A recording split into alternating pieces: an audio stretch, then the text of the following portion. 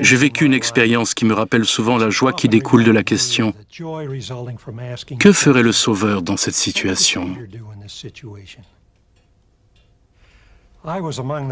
Je faisais partie de la première vague de Marines à débarquer au Japon après le traité de paix qui a suivi la Deuxième Guerre mondiale. Nous sommes entrés dans la ville dévastée de Nagasaki et ce fut une des plus tristes expériences de ma vie. Une grande partie de la ville avait été détruite.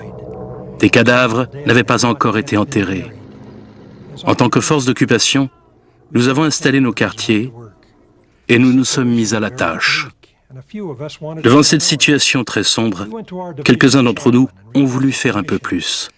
Nous sommes allés voir notre aumônier pour obtenir la permission d'aider à la reconstruction des églises chrétiennes. Du fait des restrictions gouvernementales, pendant la guerre, ces églises avaient presque cessé toute activité. Les rares bâtiments étaient très endommagés. Avec un groupe de volontaires, nous sommes allés réparer et replâtrer ces églises durant notre temps libre, afin qu'elles soient en mesure d'abriter à nouveau les services religieux.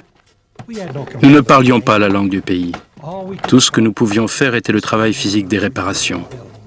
Nous sommes allés voir les ministres des cultes qui avaient été empêchés de servir pendant toutes ces années de guerre et nous les avons encouragés à retourner à leur chair. Nous avons vécu une expérience mémorable avec eux lorsqu'ils ont retrouvé la liberté de pratiquer leur foi chrétienne. Au moment de quitter Nagasaki pour rentrer chez nous, un événement dont je me souviendrai toujours se produisit. Au moment où nous montions dans le train qui nous emmenait vers notre bateau de rapatriement, d'autres Marines se moquèrent de nous. Leurs compagnes du moment leur disaient au revoir. Ils riaient de nous en disant que nous avions laissé échapper le bon côté de notre séjour au Japon et que nous n'avions fait que gaspiller notre temps à réparer et à plâtrer des murs.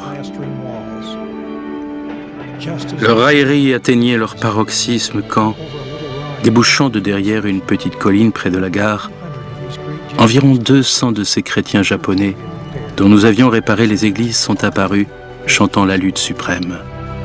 Ils se sont approchés et nous ont couverts de cadeaux.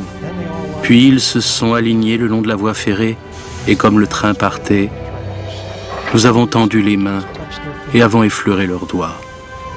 Nous étions sans voix, tant notre émotion était forte. Mais nous étions reconnaissants d'avoir pu aider un peu à rétablir le christianisme dans un pays après la guerre.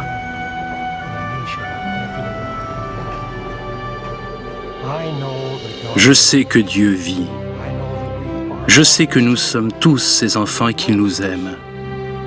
Je sais qu'il a envoyé son Fils dans le monde comme sacrifice expiatoire pour l'humanité, et que ceux qui embrassent son évangile et le suivent auront la vie éternelle, le plus grand de tous les dons de Dieu. Je sais qu'il a dirigé le rétablissement de l'évangile sur la terre par le ministère de Joseph Smith, le prophète. Je sais que la seule joie et le seul bonheur durable que nous aurons pendant l'existence dans la condition mortelle, nous les obtiendrons en suivant le Sauveur, en obéissant à ses lois et en gardant ses commandements. Il vit, je vous en témoigne, au saint nom de Jésus-Christ. Amen.